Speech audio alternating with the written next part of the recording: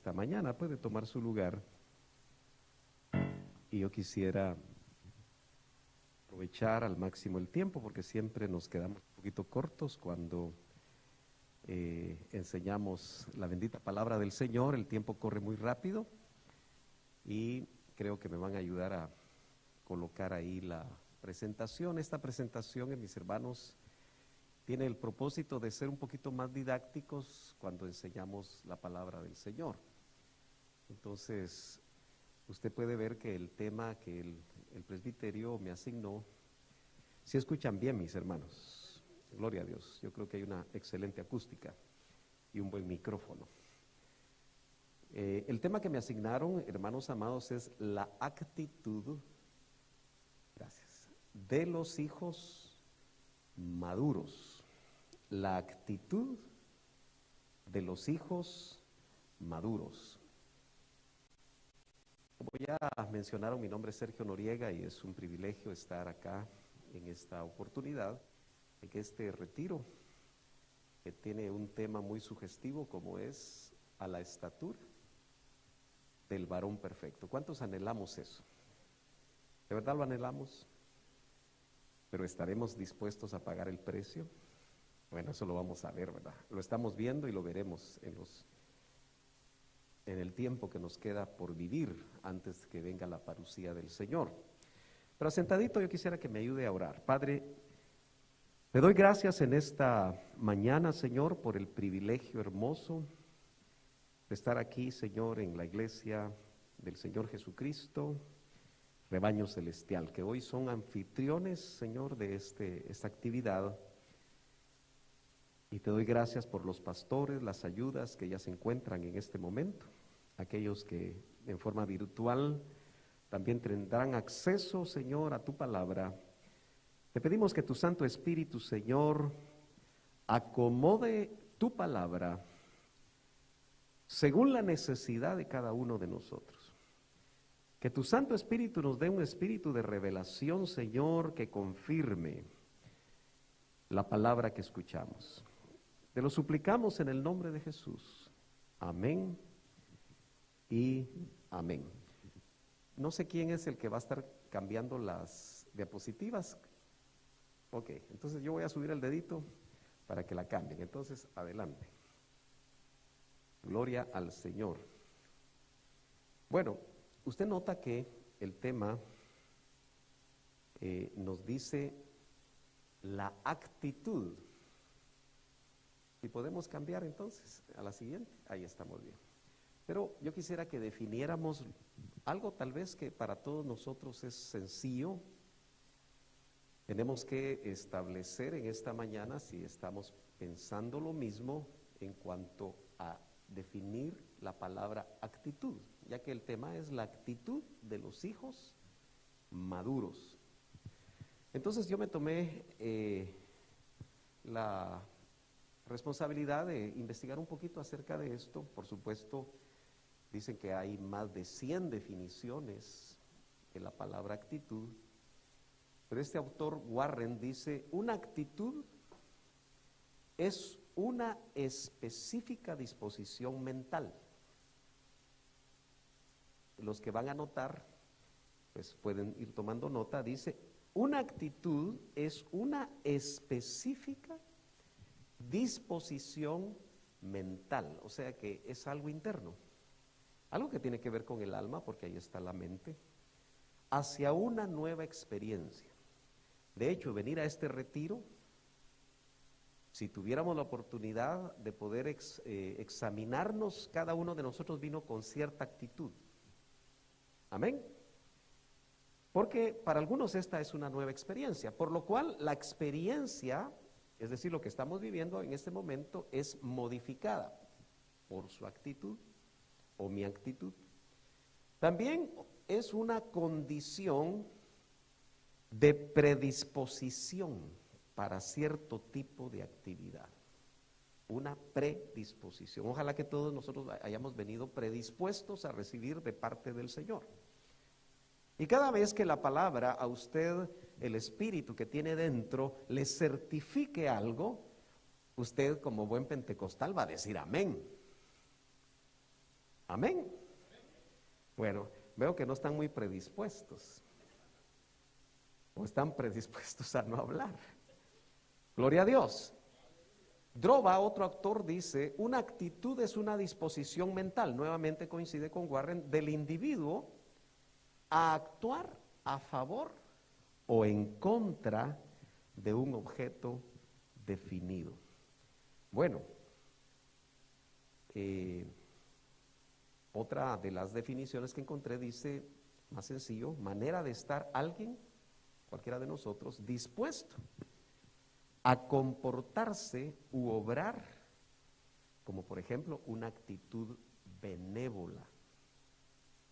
Ahora, usted estará pensando, bueno, ¿y qué tiene que ver eso con la actitud de los hijos maduros o cómo alcanzar la estatura del varón perfecto? Téngame un poquito de paciencia. A mí me interesa mucho ir al texto del Nuevo Testamento, el griego, porque todos sabemos que no fue escrito en español. Hubiéramos deseado que se hubiera escrito la Biblia en español, ¿verdad? Pero los idiomas en los que se escribió, usted sabe que son muy antiguos. Pero como vamos a tomar algunos textos del Nuevo Testamento, la palabra actitud la encontramos por lo menos nosotros como en Efesios 1:8 y en Lucas 1:17, pero es la palabra phronesis, phronesis. No sé si se logra alcanzar a, bueno, si podemos mover, perdón hermanos, yo ya voy avanzado, ¿verdad? Una más, ahí, está muy lejos, ¿verdad? Aquí creo que no se puede proyectar, ¿verdad? No logra llegar ahí. Bueno, de todas maneras usted puede apuntar Efesios 1:8 y Lucas 1:17, pero lo que me interesa es lo que significa en el griego trasladado al español de estos tiempos. Dice que es la acción o actividad mental, o sea que se relaciona con las definiciones seculares que acabamos de leer. Así que cuando usted tiene una actitud, lo que está haciendo es poniendo en práctica una actividad de su mente, es decir, su alma se está expresando. Entonces, ¿qué tiene que ver el tema con la actitud de los hijos maduros? Es el hecho de que nosotros vamos a tener que descubrir realmente cómo el Espíritu Santo está interesado en llevarnos a nosotros a un proceso de desarrollo donde nuestras actitudes tienen mucho que demostrar acerca de nuestra madurez. Muchas veces nosotros como cristianos podemos tener 10 años de convertidos, 20, 30, 40, 50 años de convertidos y todavía tener actitudes de cristianos niños, que vivimos todavía en cierto nivel de niñez espiritual. También se traduce como visión o noción intelectual o moralmente inteligencia, pero hay una palabra muy interesante que es prudencia. O sea, se le puede traducir a phronesis como prudencia. Si fuera así, nosotros tendríamos que decir la prudencia del hijo maduro. Me dice amén si me está entendiendo. Aquí está un poquito más grande, pero cambiemos por favor. Mejor voy a hablarlo para que estén alerta mis hermanos y yo también. Phronesis está relacionado con froneo. Yo sé que esto aburre a algunos, pero tengan un poquito de paciencia, trate usted de poner atención, porque me interesa sobremanera que nosotros en este caso podamos llegar a lo que dice el original. Dice, denota sabiduría práctica. Esa frase de sabiduría práctica, usted sabe que los antiguos filósofos griegos realmente estudiaban mucho en lo que se llamaba el griego clásico. El griego clásico, y no se me vaya a aburrir porque no es solo de eso que le voy a hablar, pero necesito poner esta base, que era el que Aristóteles, Platón, Sócrates estudiaban o hablaban o escribían o daban conferencias en un griego clásico. De ahí deriva el griego común, que es el griego koiné, en el que se escribió el Nuevo Testamento. Dios permitió que de esa manera se escribiera el Nuevo Testamento y obviamente el griego común, cuando los clásicos hablaban de phronesis, decían ciertas cosas, pero cuando ya en el griego común se habla de fronesis, pues obviamente no es tan rebuscado el concepto. Lo que sí me llama la atención es que el mismo Aristóteles, me llama a mí poderosamente la atención, decía que fronesis era precisamente una sabiduría práctica. Es decir, que la actividad de la mente, lo que nosotros pensamos, ¿cuántos saben que antes de hacer algo usted lo piensa? Son algunas pocas personas arrebatadas que no piensan lo que hacen, ¿verdad? Y después se dan cuenta de lo que hicieron. Pero normalmente hay una actividad mental que fronesis, cuando se traduce a actitud, lo que nos muestra a nosotros sencillamente es que hay algo que se piensa primero y se lleva a la práctica, pero dice que también se traduce como prudencia, cordura. Algunas de las versiones, como la Reina Valera del 77, dice sensatez, inteligencia. De tal manera, mis hermanos, que lo que nosotros vamos a tratar de ver y analizar en esta mañana es en qué nivel de madurez estamos nosotros, pero basado a través de lo que hacemos, la forma que actuamos.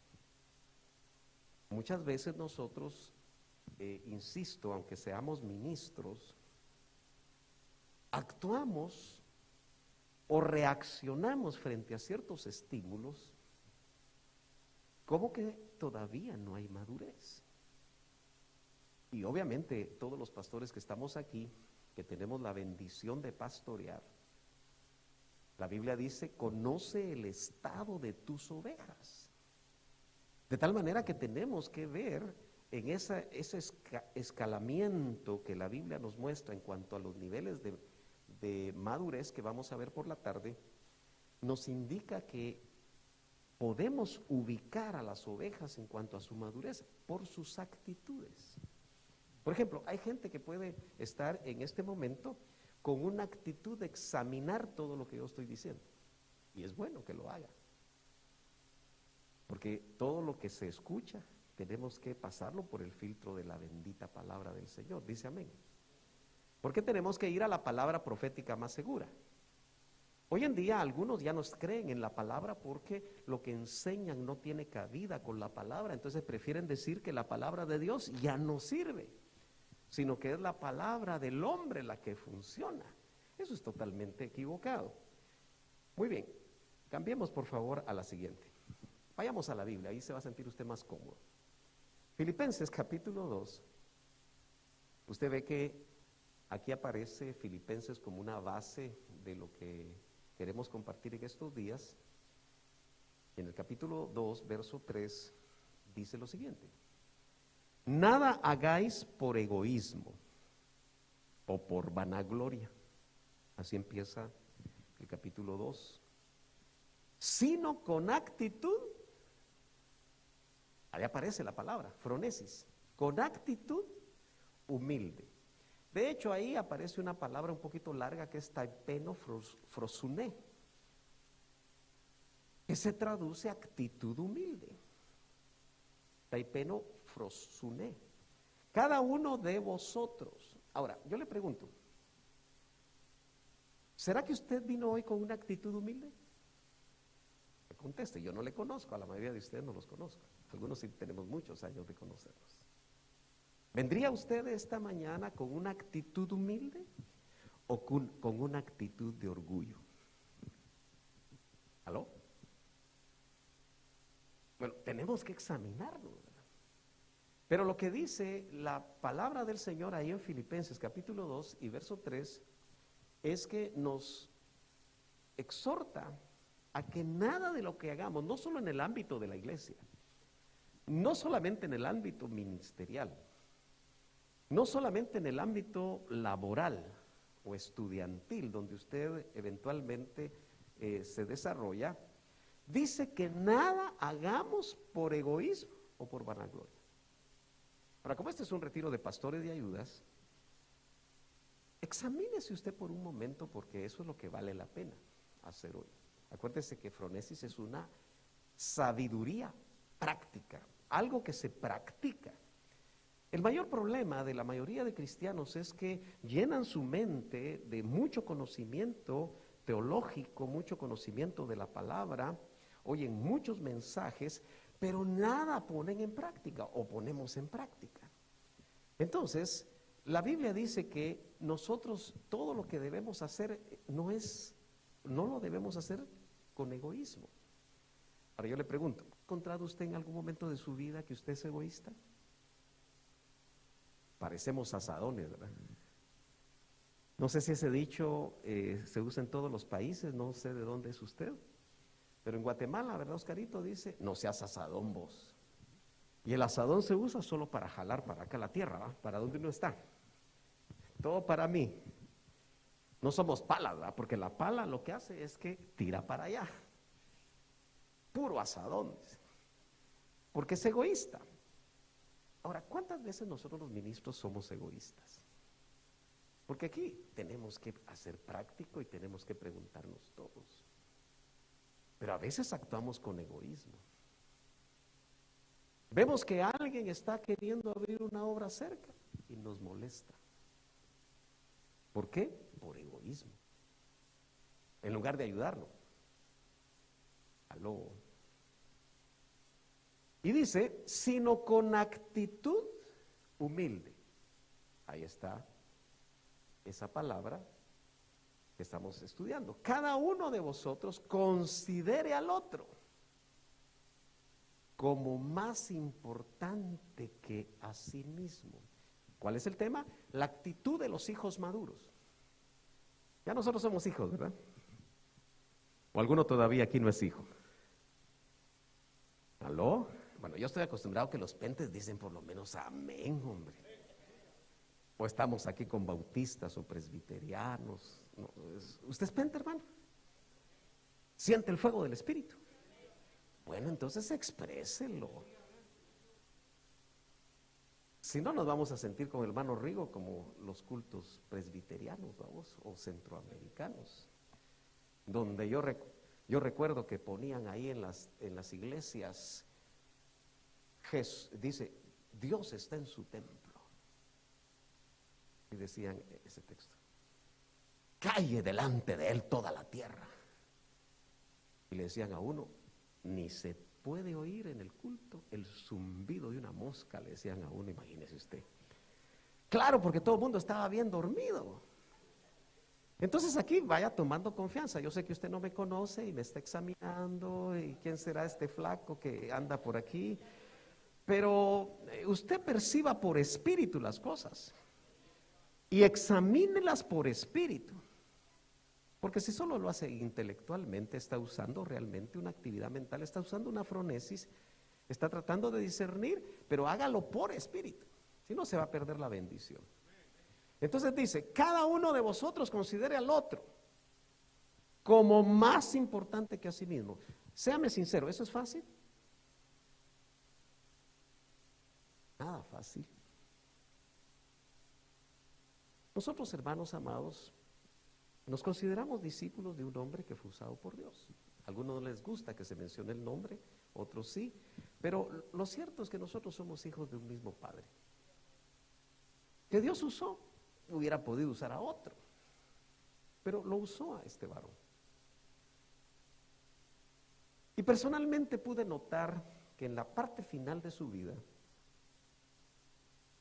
aun cuando por situaciones físicas le tuvieron que hacer una traqueotomía. Eso se lo puede explicar el doctor Espino. Anoche habló de tener en la mano los intestinos. Qué valor, dije. Pero él le puede decir cómo hacer una traqueotomía, pero uno de los problemas es que se afectan las cuerdas vocales, ¿verdad? Pero es para respirar.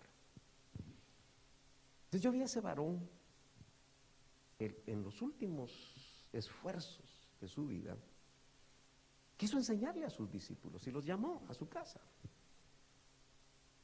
Ya no hablaba muy bien, porque uno no habla bien con una traqueotomía, pero él luchaba por hablar.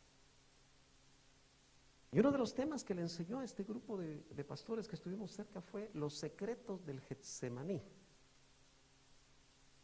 Pero él hablaba un poquito y se fatigaba y tenía que esperar 30 minutos, porque la enfermera le decía, no, sálganse. Pero una de las cosas de los secretos del Getsemaní que quiero sacar a colación, donde él quiso, por lo que él miraba, porque él los conocía a todos, sabía de qué pata cojeaba cada uno.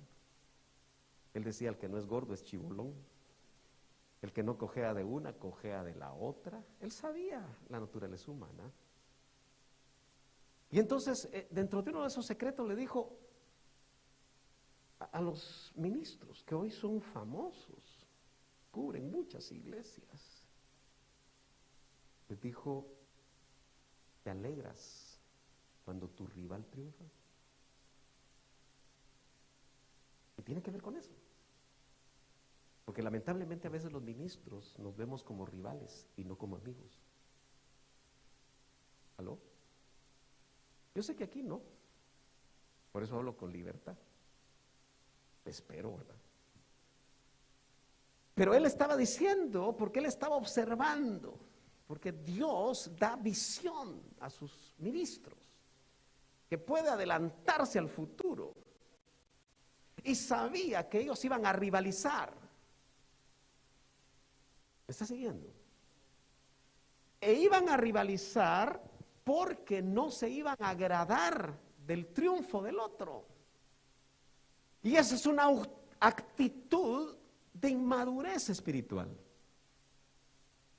Aunque ya sea hijo, aunque ya sea ministro, aunque ya tenga una trayectoria ministerial, si su actitud es una actitud inmadura, va a actuar con egoísmo. Y la Biblia dice que nosotros debemos actuar con una actitud humilde. ¿Cómo se lleva a cabo esa actitud de humildad? Cuando yo veo a mi hermano y lo considero, no aquí intelectualmente, sino en la práctica, que él es superior a mí. Pero el punto importante es que él también me tiene que ver igual. Entonces recuerdo, no me gusta usar muchas experiencias porque me paso del tiempo, pero ya había muerto el doctor Ríos. Y recuerdo que había un ministro que no sé por qué razón competía conmigo. Entonces mis autoridades me mandaron a Tapachula para sacar un retiro de discipuladores que se hacía ahí en Tapachula. No sé si alguna vez fuiste tú a Tapachula, en la frontera sur de México, frontera con Guatemala. Y este ministro se enojó y se fue a El Salvador. A él lo habían mandado primero a que fuera a ese retiro, pero se puso complicado el ministro y no aceptó y se fue a otro evento. El Salvador. Cuando supo que yo era el encomendado para ir a Tapachula, agarró su vehículo desde El Salvador sin parar para llegar a Tapachula. Y como yo he sido ingeniero de profesión, yo no estaba a tiempo completo como él. Y para poder ir a Tapachula y obedecer a mis autoridades, había dejado mi trabajo. Cuando yo lo veo allá, porque llegó, le digo, ¿cómo es posible que me dijeron que yo te venía a sustituir? No, pero ya vine, me dijo. Me puse, y los que me conocen saben que pura chichicúa, ¿no? Pero tuve que tener una actitud humilde. Y de regreso, pues yo me había ido en bus. De regreso él me trajo. Y son como unas 5 horas. Ya había muerto el doctor. Y le dije, mira,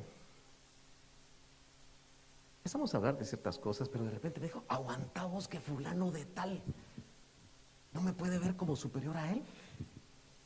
Y en ese momentito me habló el Señor. Predicador profesional, me dijo. Y quiero decirle que hay predicadores profesionales, picos de oro, gente que maneja bien la dicción. Obviamente es un buen homilético, un buen hermenéutico, es un buen exégeta. Pero el predicador profesional, el problema que tiene es que no se puede aplicar a sí mismo la Biblia, pero la explica de una manera maravillosa.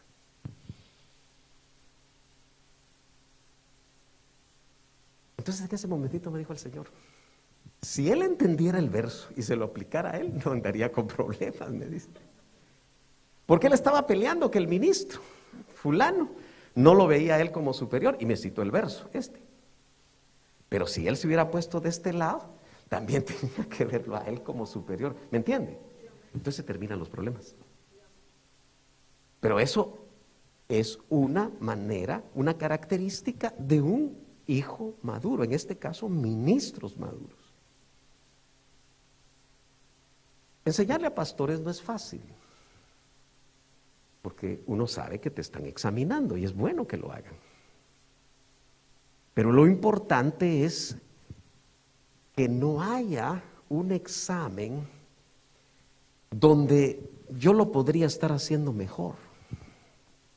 No sé si me entienden. Yo lo explicaría de esta forma, porque entonces no habría una actitud, no habría tapé no fronzuné, una actitud humilde. Y el concepto lo amplía más cuando dice el verso 4, no buscando cada uno sus propios intereses. Muchos de nosotros tenemos bastante tiempo de estar en el LIM, porque nosotros no nos salimos nunca del LIM. Porque el LIM no es una organización. El LIM para mí, es mi opinión personal, es una visión de Dios. Éxodo muy bien lo ejemplifica como el lugar de las 12 palmeras, de las 12 fuentes, mejor dicho, y las 70 palmeras. No tengo tiempo para hablar de eso en este momento, pero vaya si no han buscado los ministros sus propios intereses. Especialmente cuando el fundador ya no estuvo. Entonces dice, no buscando cada uno sus propios intereses. Nosotros como ministros, como ayudas, porque tenemos que hacerlo práctico, estaremos buscando nuestros propios intereses. Y eso nos está complicando la vida. O como dice aquí, y yo lo remarqué en rojo, sino más bien, esa es la actitud de un maduro, los intereses de los demás. ¿Qué te interesa a ti? ¿Tu propio interés? Por eso, volviendo al secreto del Getsemaní, uno, te alegras cuando tu rival ministro triunfa, o tratas de ver cómo le metes zancadilla. ¿Aló? Pero también va para las ayudas. ¿Se da cuenta usted que en una iglesia local, cualquiera que ésta sea, pensemos de una iglesia en la luna, cuando el hermanito es llamado primero a diácono que el otro que ya tenía más tiempo, ¿cómo se pone el otro? ¡Aleluya! ¡Gloria a Dios, vos que el Señor te llamó! ¿Así es? ¿O se pone a vender hule? Trompudo, dicen allá en mi pueblo. ¿Aló? Hermano amado, esto es más real y más cotidiano de lo que nosotros nos imaginamos, que buscamos nuestros propios intereses. Nos gusta ser asadones. Tenemos actitudes egoístas, aún entre los ministros. Una de las cosas importantes, y aquí está hermano Rigo como presbítero fundador desde el 2005, ¿sí? Diciembre. Y precisamente él enfatizó mucho cuando nos reunimos ese grupo de ministros. Y él dijo, seamos amigos. ¿Recuerdas? Y sí, esa comunión internacional de ministerios Elim está basada sobre la idea de ser amigos. Porque entonces la experiencia no había sido esa. ¿Me está entendiendo? Ser amigos. Aleluya. Estoy un poquito afectado en mi garganta, pero el té me ayuda. Muy bien, avancemos otro poquito, por favor, hermanos. Y nos vamos a Filipenses capítulo 2 y verso 5. Yo tengo que correr porque Te aseguro que ya 30 minutos exactos llevo. El modelo de un hijo maduro se encuentra en Jesucristo. ¿Estamos de acuerdo con eso? Entonces Filipenses 2:5 entra en materia y dice, haya pues, eso establece como una conclusión de los versos anteriores, en vosotros esta, ¿qué? Fronesis, esta actitud. Estamos estudiando la actitud de los hijos maduros y ahí en el original es froneo, porque fronesis viene de froneo, que hubo también en Cristo Jesús. Entonces el modelo es que nosotros nos fijemos en las actitudes de Cristo. Él es el modelo. Jamás de los jamases acepte usted en su corazón que un hombre puede ser el modelo. Dice amén.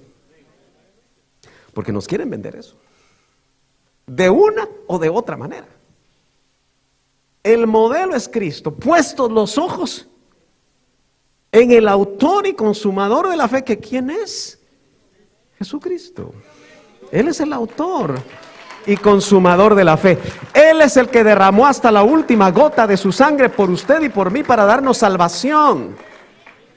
Los hombres solamente somos instrumentos, colaboradores, que tenemos ese alto honor de servir al Señor. Entonces dice, fíjense en Él y dice, haya pues en vosotros esta actitud, esta actividad mental, ese trabajo en el alma.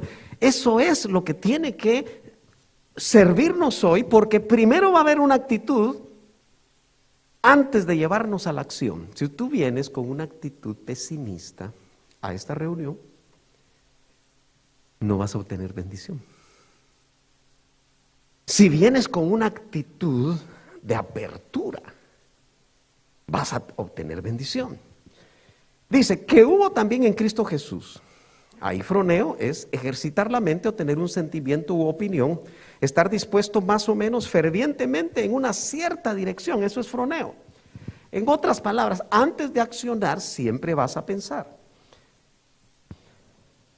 En el verso 6 dice, el cual, hablando de Cristo, aunque existía, esto es muy profundo, en forma de Dios, ¿quién? Jesús. Esto nos tiene que llevar a San Juan 1:1 y San Juan 1:14. Usted lo puede buscar en su Biblia o apuntarlo, pero dice, el verbo era Dios y el verbo estaba con Dios. Pero dice, ese verbo que nosotros entendemos que es el Hijo, no tengo mucho tiempo para hablar de eso, se hizo carne, dice San Juan 1:14. ¿Estamos de acuerdo? Tabernaculizó, dicen algunas versiones. Entonces dice, el cual, aunque existía en forma de Dios en una eternidad pasada, y eternidad no tiene principio, hermanos, existía en forma de Dios, no consideró eso, el ser igual a Dios, o sea que el Hijo es Dios. En el primer siglo, hermanos, cuando uno estudia un poquito de la historia de la iglesia, se da cuenta que el mayor problema que existía en las iglesias era si creían o no en la deidad de Cristo. Porque unos decían que Él era solo hombre, y otros decían, solo es Dios. Les costaba reconciliar un concepto tan difícil, que Él era perfecto Dios y perfecto hombre. Las dos naturalezas.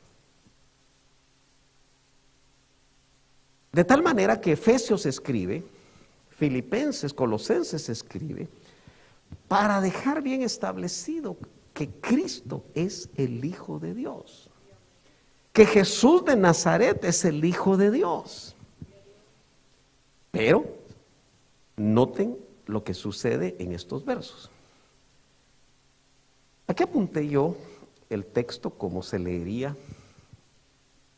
Hermano amado, si nos vamos al 6, por favor. ¿Quién nos está ayudando allá? Ahí está.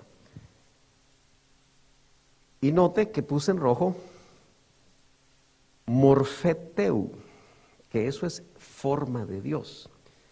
Josen morfeteu, Lo que dice es que existía. Fíjese que solo esa palabrita en es un verbo que está en un tiempo en el cual dice existía.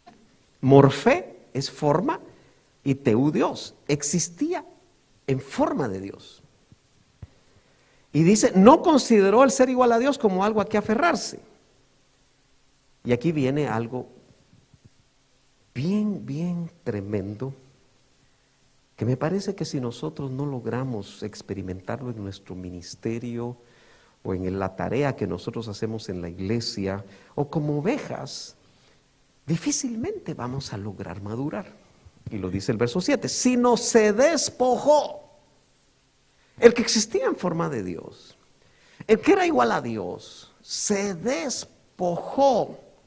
Y ahí se usa una palabra que es ekenousen, de donde los teólogos sacan una palabra que tal vez ustedes la han oído en algún momento, o la puede en algún momento investigar, que es la kenosis.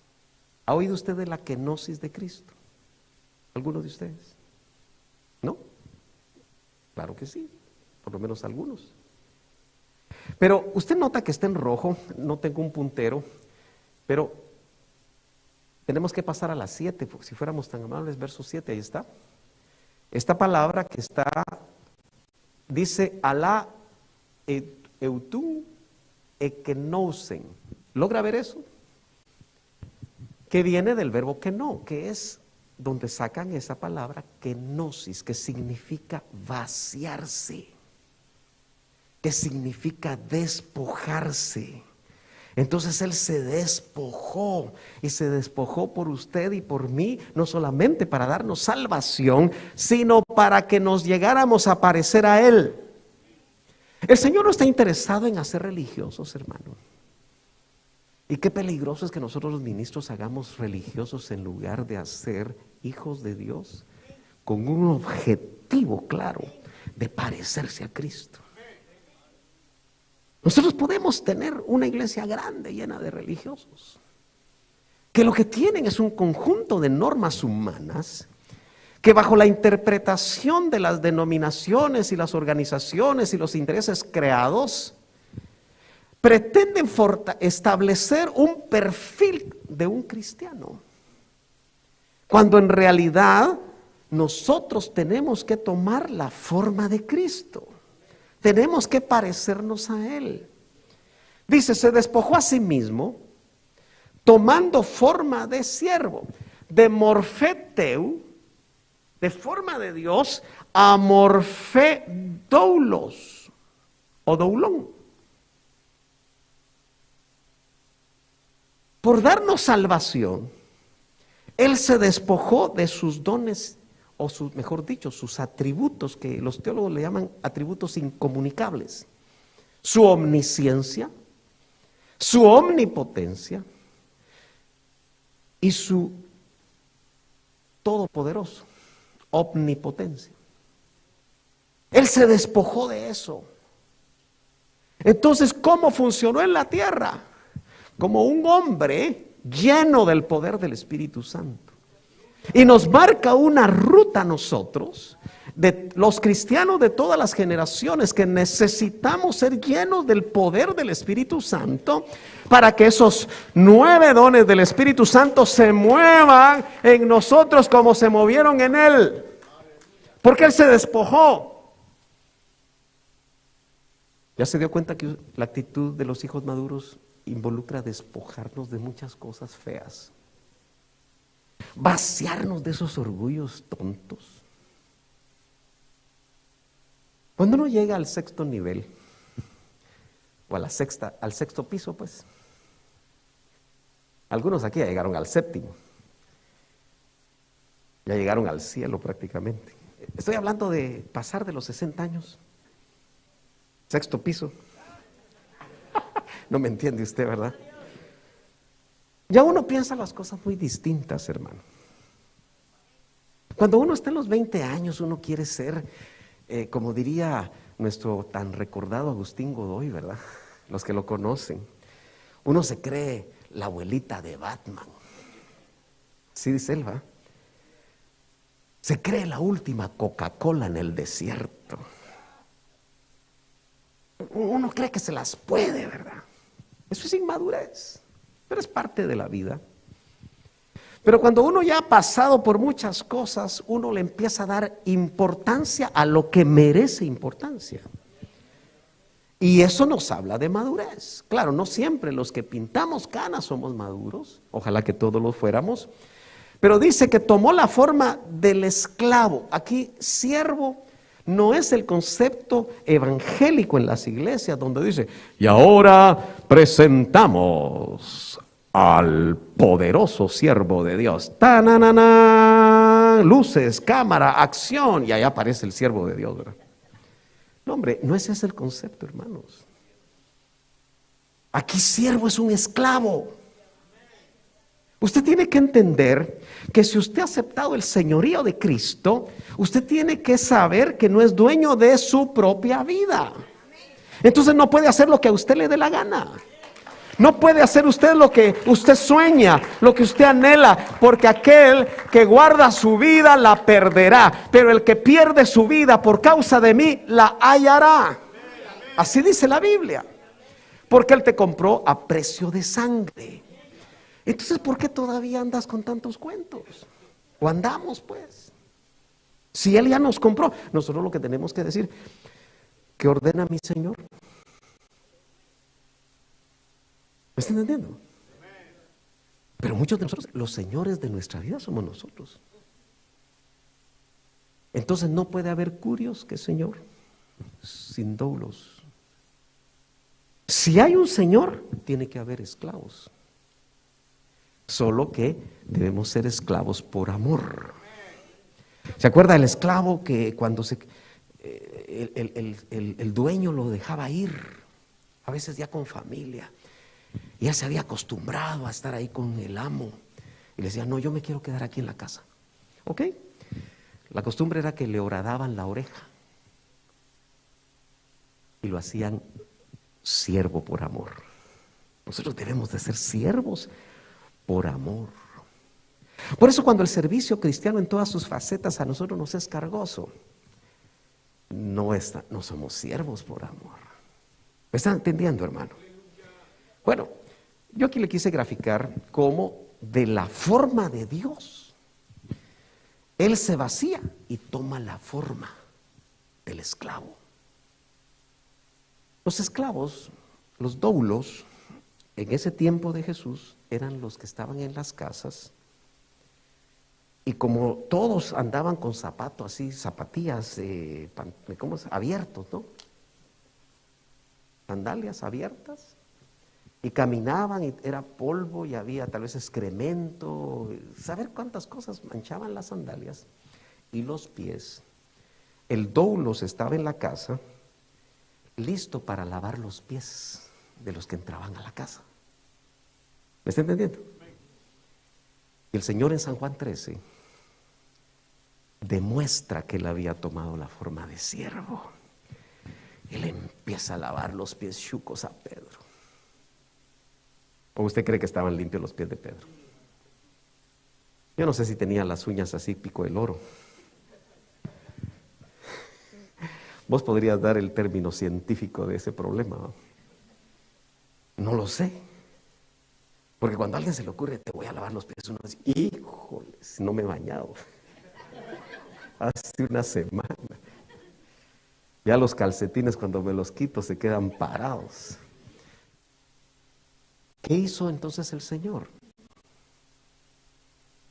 Mostrarles que Él era un siervo, el creador del universo, aquel que se hicieron todas las cosas por Él, dice Hebreos, y sin Él nada de lo que se hizo hubiera sido hecho. Lava los pies de sus discípulos, no para tratar de mostrar cierta piedad como un personaje en Roma, ¿verdad?, que lava los pies de ciertos personajes.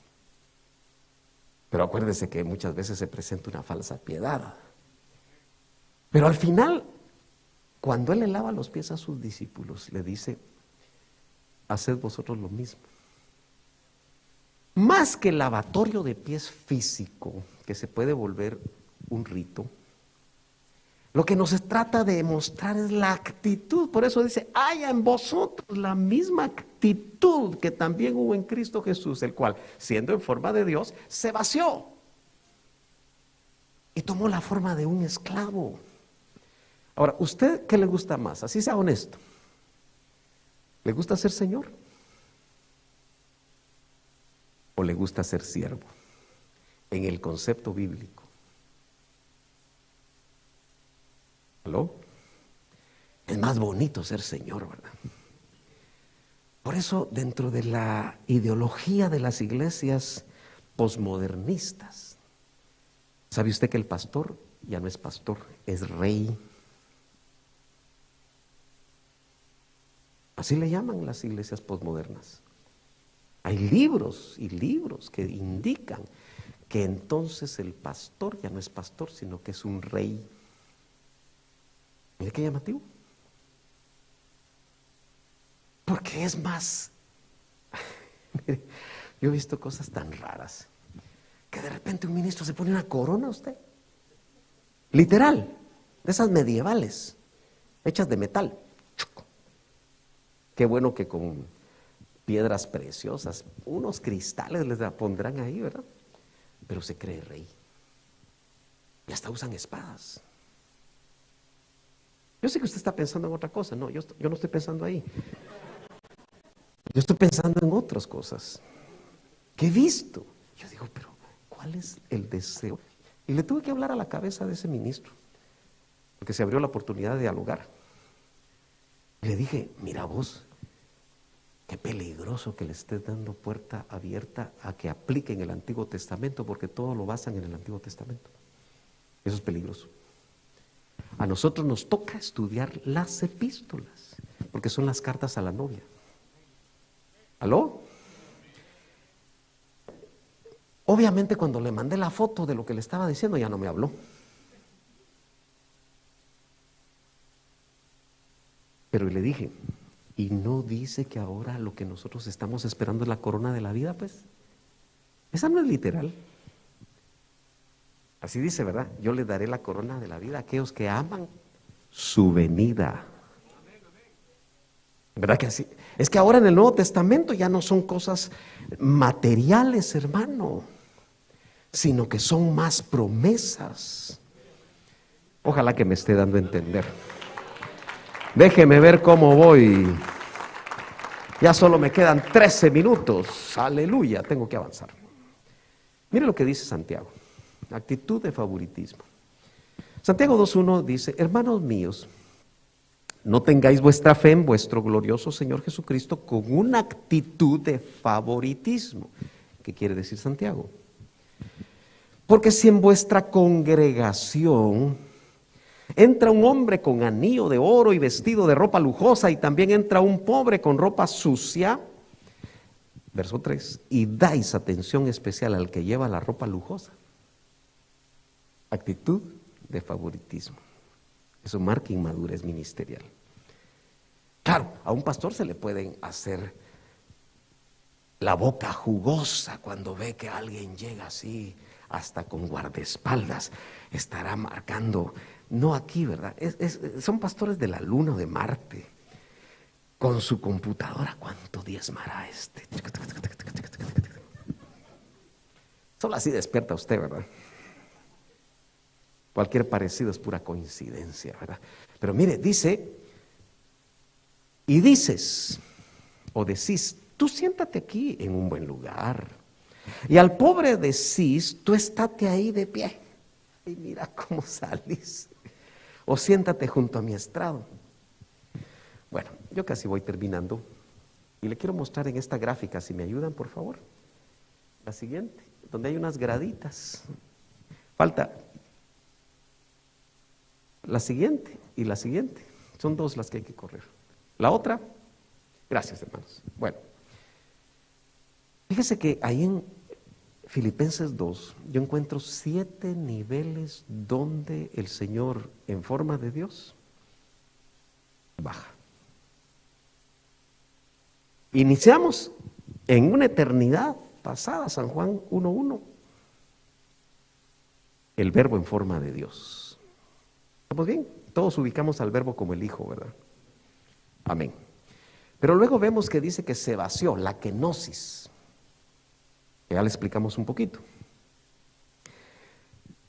Pero toma la forma de siervo. Se vacía, deja la forma de Dios, pero sin dejar de ser Dios. No sé si me estoy explicando. Solo se vacía de lo que hablamos, esos atributos incomunicables, y toma la forma de un esclavo de los hombres. Y entonces se hace semejante a los hombres. Y luego se humilla. Porque usted puede estar entre los hombres y no ser una persona que fácilmente se humilla. A algunos les gusta sacar el apellido por delante. ¿No sabe usted quién soy yo? ¿Ah? Mi apellido es, mejor no digo cuál va. Mi alcurnia es tal. A veces nos reímos, pero usted se ha dado cuenta que hay personas, especialmente de ciertas etnias, que no les gustan sus apellidos. Porque esos apellidos a veces sirven de risa en los lugares de los estudios. Y uno ahora en el Facebook ve que un nombre que uno conoce, en lugar de, como le pasó a un artista mexicano que era Gregorio, y se puso Gregory.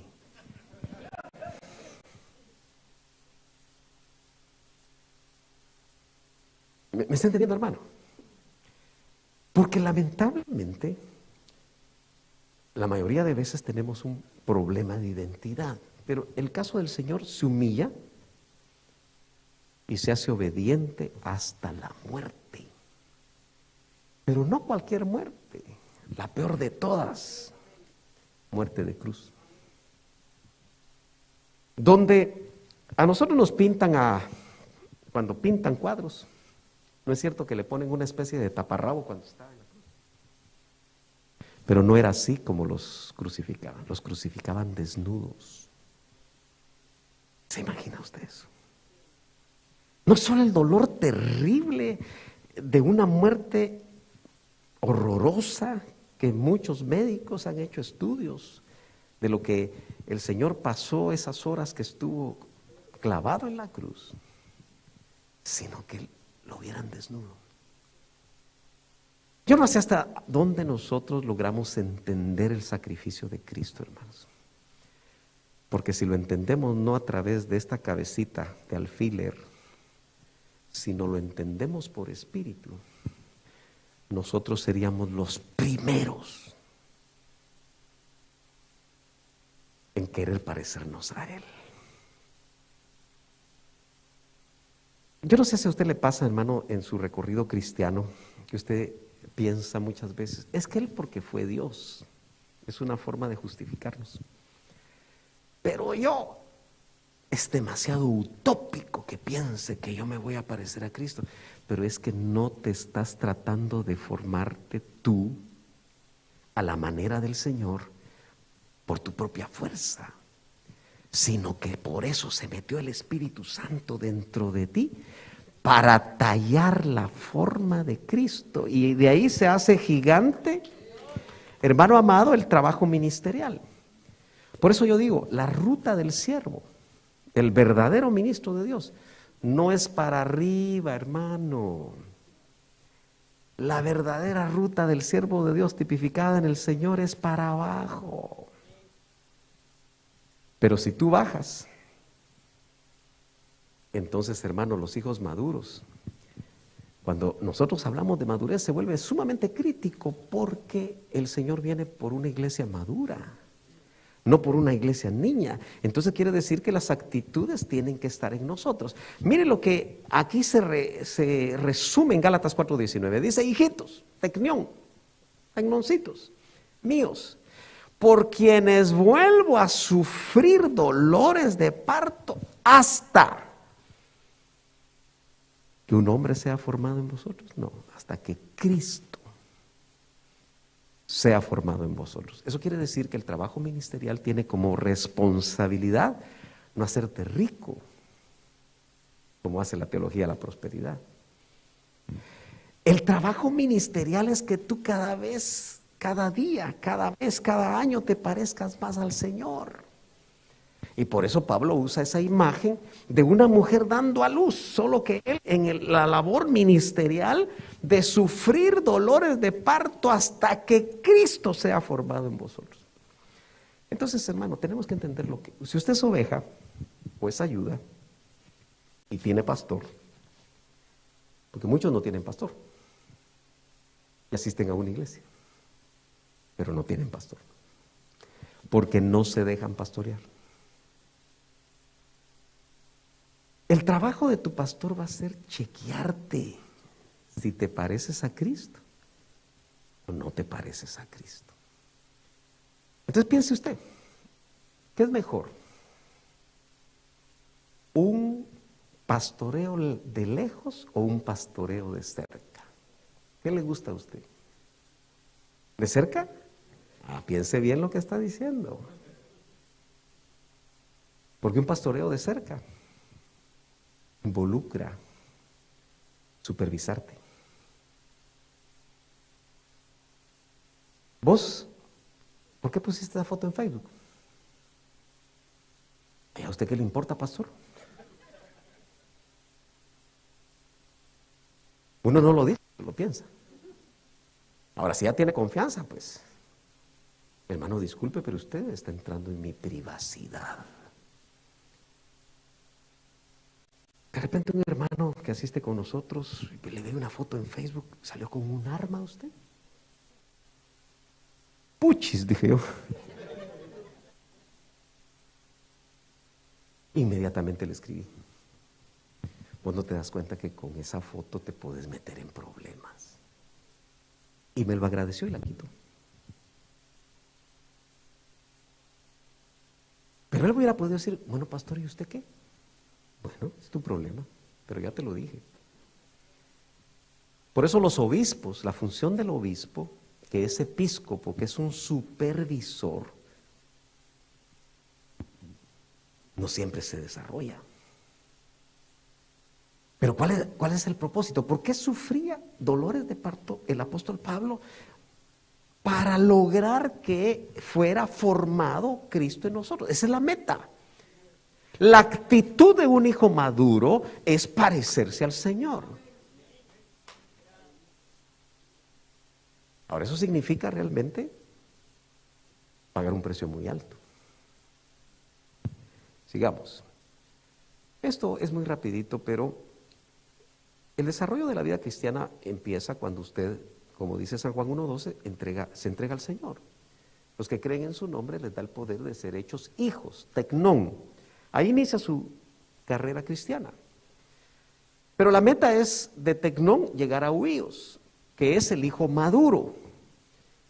Entonces, yo quiero rápidamente hablarle de unos conceptos muy rápido en este esquema, pero me parece a mí que un punto álgido en la vida de Jesús, en su desarrollo como hombre, en su ministerio público, lleno del Espíritu Santo, fue cuando en Getsemaní tuvo que entregar la voluntad.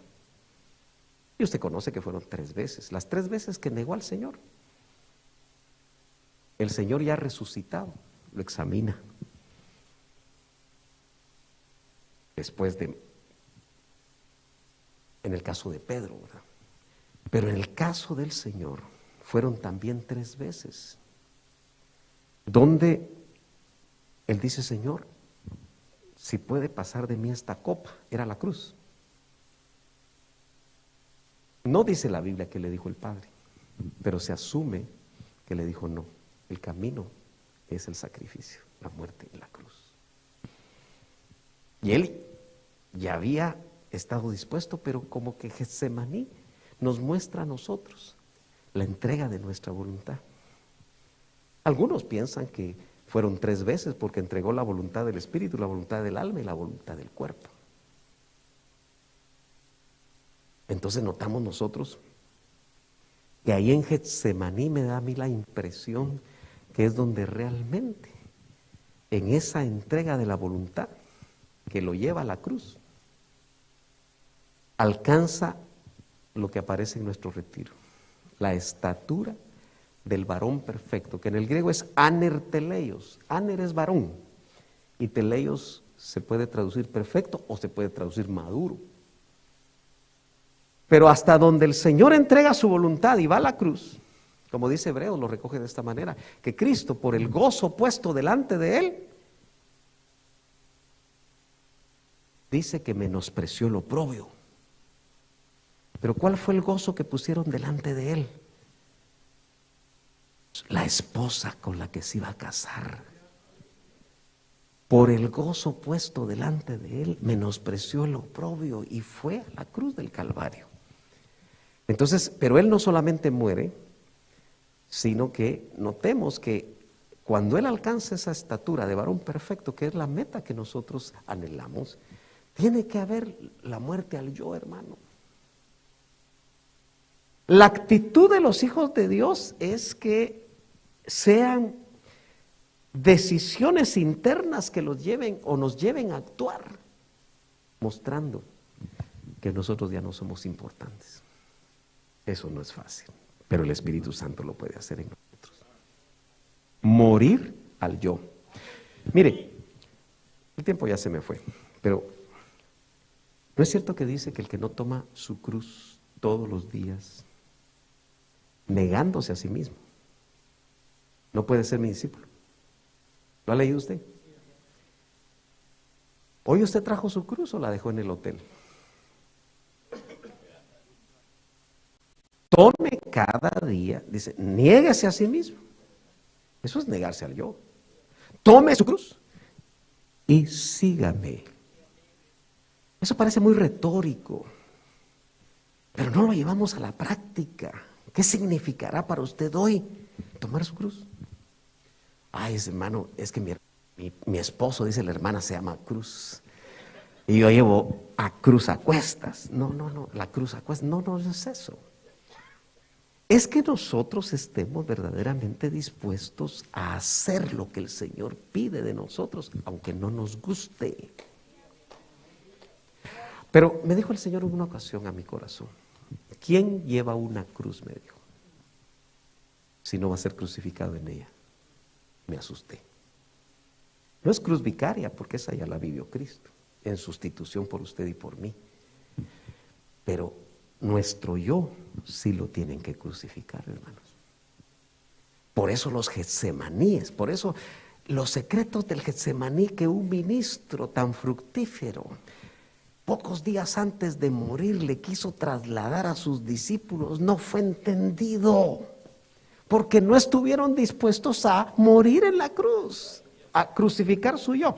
No dice Pablo, con Cristo estoy juntamente crucificado y ya no vivo yo, sino vive Cristo en mí. Y lo que vivo, lo vivo en la fe del Hijo de Dios. Y es impactante que dice, el mundo está crucificado a mí y yo estoy crucificado al mundo, no se pueden tocar. Hermanos, seamos sinceros, a nosotros todavía nos gusta el mundo, ¿o no? Pregúntele a las hermanitas si después de aquí no se van a ir al mall. Y felices en el mall. A veces se les ve más felices en el mall que en la iglesia. No a ustedes, pues yo les digo que yo veo otras imágenes de otros lugares. Nos atrae el mundo, hermanos. Dejémonos de cuentos. Nos atrae este sistema, es atractivo. Está hecho para ser atractivo. ¿Sí o no? Pero lo que dice la Biblia es que un hombre como Pablo alcanzó el nivel de madurez donde él estaba crucificado y el mundo le estaba crucificado a él. Entiéndase que ninguno de los dos se podía bajar, no se podían tocar. Ahí es donde Pablo dijo, no sé si ir o quedarme. ¿Qué capacidad había alcanzado? Que si él le decía, Señor, yo me voy, se iba. No, pero por ustedes mejor me quedo, dijo. Gloria a Dios por aquellos que fueron ministrados por el apóstol Pablo. Note que cuando el Señor, el siervo, desciende, en realidad para Dios asciende. Porque cuando el Señor tomó la forma de siervo, cuando Él entregó su voluntad, para Dios su Padre estaba en el nivel que Él tenía que estar. Entonces nosotros entendamos, hermano, que esto no es de títulos. Hoy los hombres se pelean por los títulos. Mire, hoy ser apóstol está totalmente devaluado. Los apóstoles salen en cornflakes de Kellogg's, ¿o no? Son miles y miles y miles los apóstoles que hay, los profetas, ¿o no? Los pastores están en peligro de extinción. Fíjese que los pastores son los que van a vestir a la novia, pero ya no quieren hacer ese trabajo. Cada vez que un amigo mío se lanza al apostolado, inmediatamente pone un pastor en su iglesia. Porque él tiene que ir de acuerdo al perfil apostólico de su tiempo. Viajar en primera clase, hoteles 5 estrellas, etcétera, etcétera, etcétera. Ya no tengo tiempo, ya estoy en horas extras.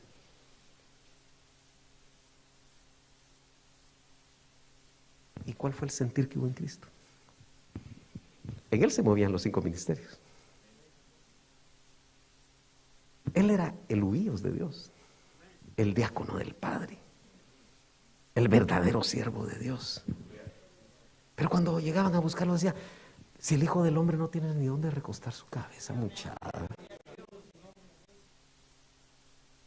No sé si me está entendiendo. Y dice, haya en vosotros, eso es atemporal. Fue igual hace 2000 años como hoy. Que nosotros necesitamos realmente tener la actitud que tuvo el Señor. Bueno, Él resucita, y cuando resucita es pleroma Christus, es la plenitud de Cristo, que en Efesios 4:8, o mejor dicho 4:12 y 13, marca la función de los 5 ministerios, como es que hasta que todos alcancemos la estatura del varón perfecto y la plenitud de Cristo. Bueno, 1 Juan 3:2 dice, amados, ahora somos hijos de Dios, cuando creemos tecnones. Y aún no se ha manifestado lo que hemos de ser, pero cuando sabemos que cuando Él apareciere, eso se refiere a su parusía, seremos semejantes a Él porque le veremos como Él es.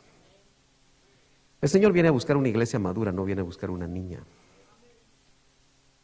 Efesios 5:27 dice, a fin de presentársela a sí mismo una iglesia en toda su gloria, sin que tenga mancha ni arruga ni cosas semejantes, sino que fuera santa e inmaculada. Bueno, vamos a dejar ahí. Entiendo, hermano Oscar, que tenemos unos minutos de preguntas o ministración. No sé si van a haber preguntas.